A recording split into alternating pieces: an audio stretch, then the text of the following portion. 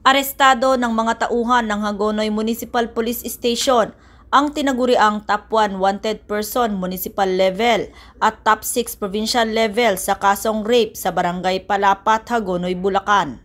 Kinilala ni Police Lieutenant Colonel Aldrin O. Thompson, Chief of Police ng nasabing istasyon, ang suspect na si alias Kenneth, 26 anyos at residente ng Barangay Palapat, Hagonoy, Bulacan. Matagumpay ang operasyon na isinagawa ng mga tauhan ng Hagonoy MPS sa bisa ng warrant of arrest na inisyu ni Honorable Corazon Domingo Ranyola, Presiding Judge Branch 10 Regional Trial Court, Malolos City, Bulacan, para sa paglabag sa RA 8353 na walang inirekomendang piyansa.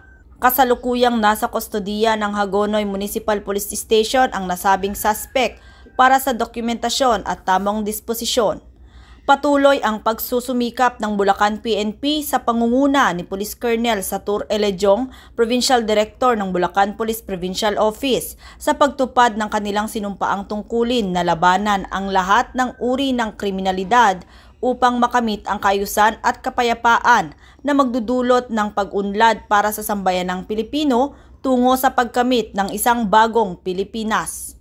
Mula dito sa Bulacan Police Provincial Office, ako ang inyong PNN Correspondent, Patrolwoman Pearl Cristalin Javier, alagad ng batas, tagataguyod ng Balitang Pulis.